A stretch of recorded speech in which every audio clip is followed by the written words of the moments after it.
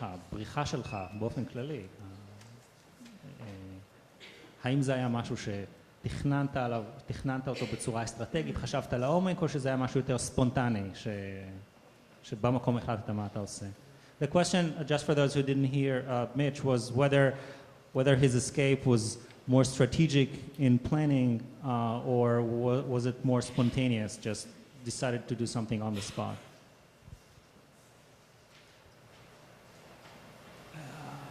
ההגנה שלנו הייתה תמיד בריחה, לברוח, לרוץ משהו יותר זמן. כל הסביבה שנאה אותי.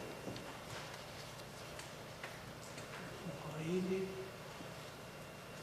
גם הפולנים לא אהבו אותי.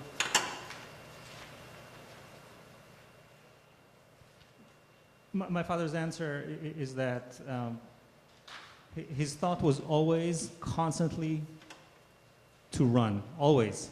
So I think to your point, it would be that it was more like an instinct as opposed to something well planned or anything like that. And he also added that, you know, everyone all around them was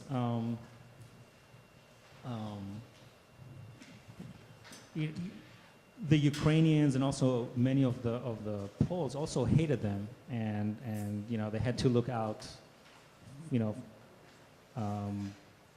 and try to hunt them as well. So they had to be careful of those guys as well. But the instinct was constantly to just run. בכפר שהייתי היה פארם, ושם היו כמה עשרות יהודים, 50, 60 יהודים,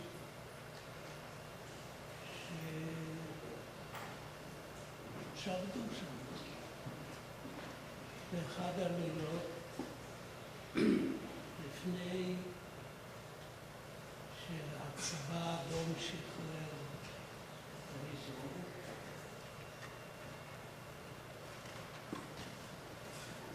באו במדים של גרמנים, והם דיברו ביניהם גרמנית כמו אוקראינים, כמו כאלה שלא יודעים. באו ודיברו ועזבו. כמה יהודים שהיו שם היו רגועים. עבור או יום מבוגרים בלילה, באו ושחטו את כולם, כל אלה שהיו בחרם הזה, פשוט חתכו אותם עם גלשבים, עם סכינים, ואז הזריקו אותם והיינו כמה נערים. My father is repeating the story that I mentioned briefly about the massacre that took place in that plantation in the village.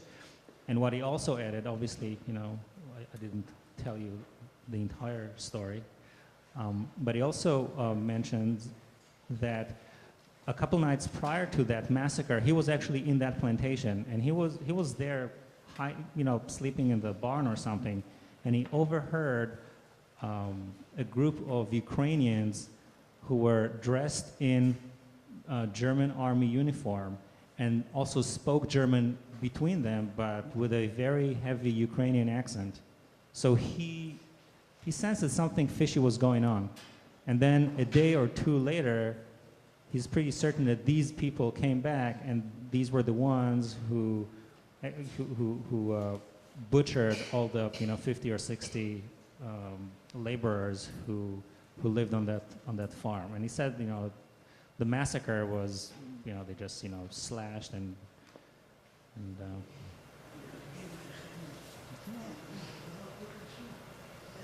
okay. אחד מהם אמר, רצה להראות בגרמנית שהוא, ich werde schießen.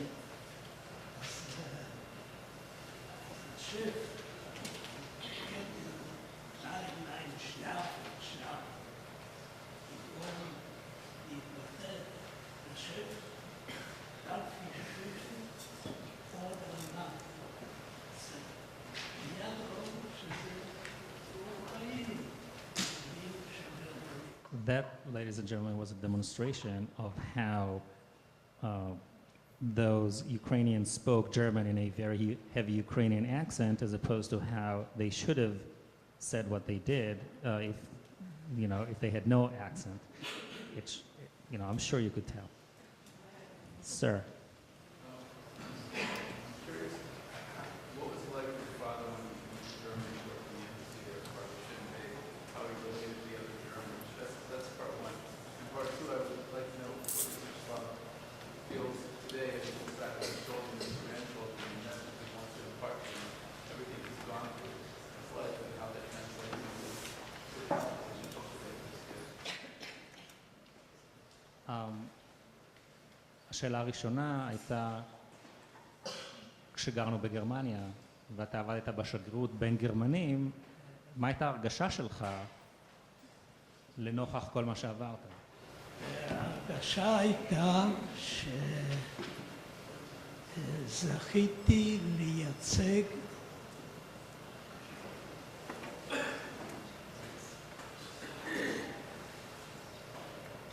את מדינת ישראל דווקא בגרמניה. So the question was, how did you feel when you lived in Germany and served in the Israeli embassy? How did you feel that you were in Germany surrounded by Germans after what you've been through? And the answer was that I was proud to represent the state of Israel in that country.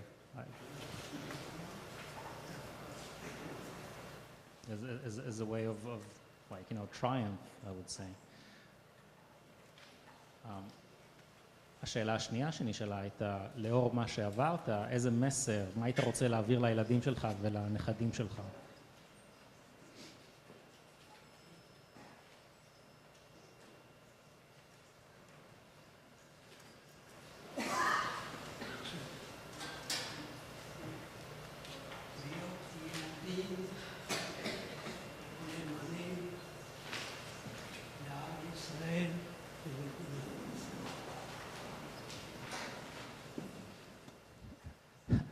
I don't think I need to translate this, but the question was, what message do you have to convey to your kids and your grandkids? And the answer was just to be loyal Jews to the Jewish people and to the Jewish state, to the state of Israel. What is his initial reaction when you heard that his grandchildren are in the same class as the grandchildren of the man that saved his life in the train? השאלה היא, מה הייתה התגובה שלך כשהבנת שהילדה שלך לומדת באותה כיתה עם הילדה של מי שהציל אותך מהרכבת?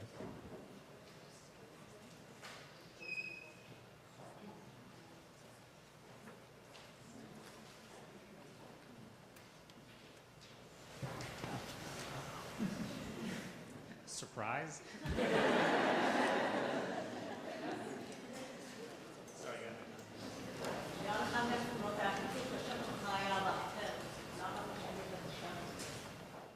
So the question is, it says that in the presentation that the family name was Wachtel, so how come you change it to Slav?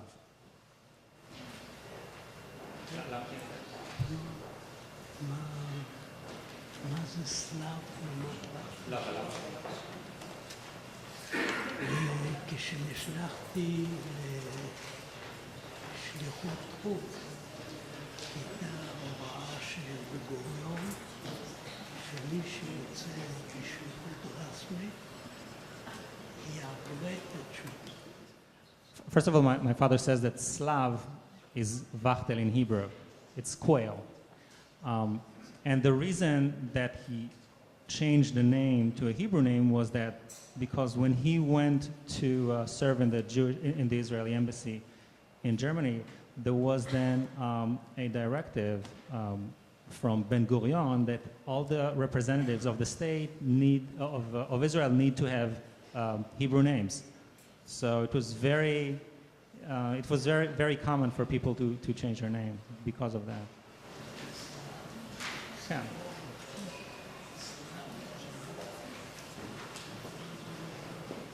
Slav שאכלו אבותינו במדבר. Quail that our ancestors ate in the desert, my father wanted to emphasize. כן, שייקה. You told me, I don't know if it's true, but you said that my grandfather said that the Ukrainians were worse than the Germans. Is that true? מה ששי שואלת, שי אומרת, אתה אמרת לי שהאוקראינים היו עוד יותר גרועים מהגרמנים. זה באמת היה? זה נכון?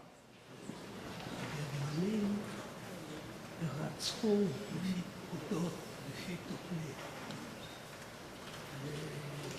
והאוקראינים, לפני שהגרמנים הגיעו, האוקראינים באו עם כל מיני כלים, עם גרזינים, עם חרמש, ועם סתם, כדי לרצוח יהודים.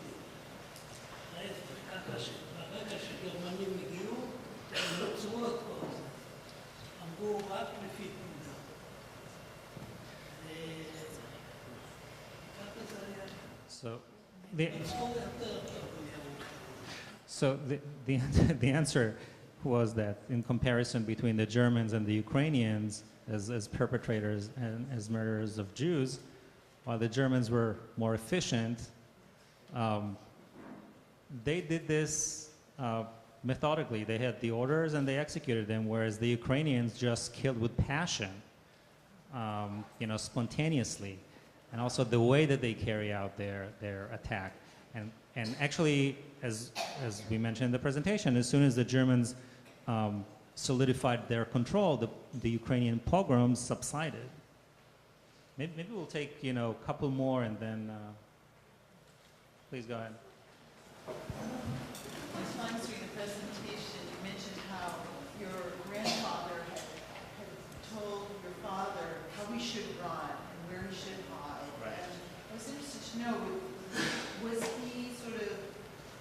this something that started once the German invasion took place, or was this something he was always telling his kids, how they should try to survive? And second, why is it that he felt that he had that sort of fearlessness that he could take this information his father gave him and really put it to use? אז השאלה זה, הזכרתי שאבא שלך לימד אתכם לרוץ בזיגזג, והוא לימד אתכם לרוץ למקום הכי חשוך ביער. אז השאלה היא, האם זה דברים שהוא אמר לכם כשהגרמנים הגיעו ולהתכונן לקראת זה, או שדברים שתמיד גדלתם עליהם? הוא היה מספר סיפורים מהקרבות מתקופת מלחמת העולם הראשונה. אבל כשהגרמנים פלשו, אז הוא התייחס ואתם... So to answer your first question, his father was a World War I veteran, so he was always, telling them, battle stories from way back when. But when the Germans invaded, then he repeated this, with much more particular, in that particular context.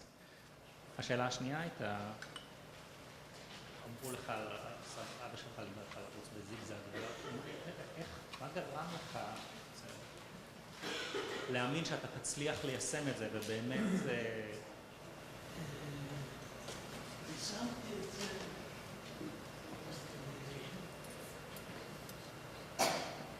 עם הכיבוש הגרמני, יישמתי את זה בשם.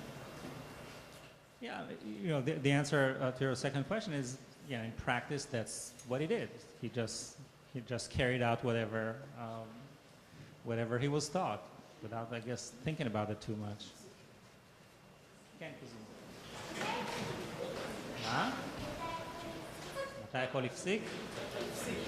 מתי הכל הפסיק? ב-1943, כשהרוסים שחררו את שורטקוב. Zohar was asking, when did everything stop? And I said, when the Russians liberated Shortkov. I could probably spend the entire evening here. Okay, we'll take one more. Julie, I've seen your hand there. Go ahead. First of all, I'd like to compliment you as a son who took this time himself to recount the history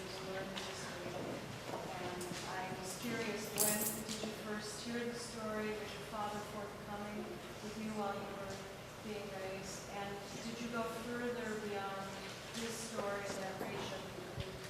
How well versed are you? Yeah, first of all, we actually disagree on this first point. You know, he always says that he didn't start telling us stories until we were old enough to understand. But I remember even as a young kid, look, when you live in Israel, on Yom HaShoah, at least back then, there was one TV channel.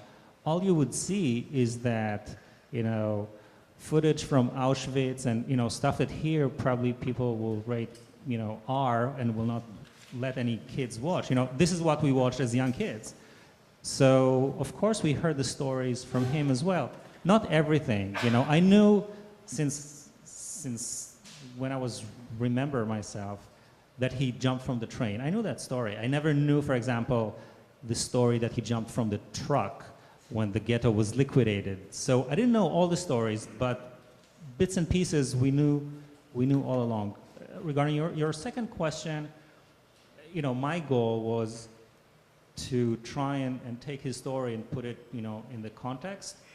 Like, you know, for example, the first action took place when, he doesn't know exactly, but, you know, we have other records, you know, there's the Chortkov book of, you know, testimonials of, you know, there was the Russian investigative committee that worked after the war to unearth some of the Nazis' crimes. So there's a lot of background information that, you know, I try to also include in this presentation. And you know, I was trying to mention whenever it was something I heard from him or from other sources.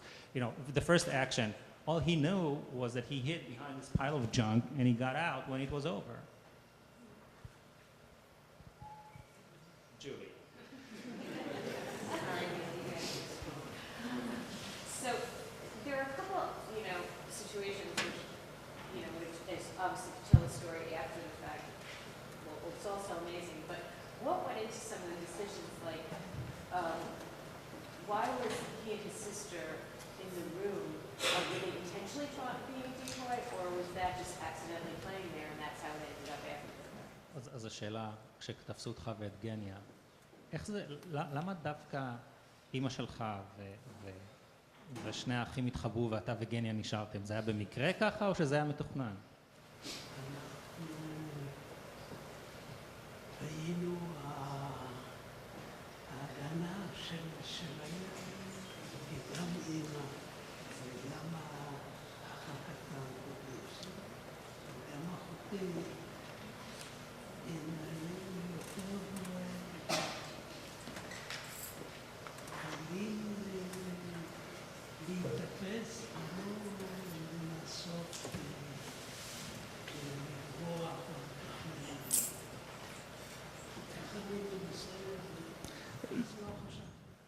You know what, Julie, actually, I think Healy asked me this question today. One of my daughters, Shai asked me that question today. Like, how come his mother agreed to have him? It was planned. And he and his sister chose to be the bait. And he said that the reason they did this was because they were considered themselves to be much more resourceful and have better chances of success in escaping if they were caught relative to his mother and, you know, his younger kid and his older sister.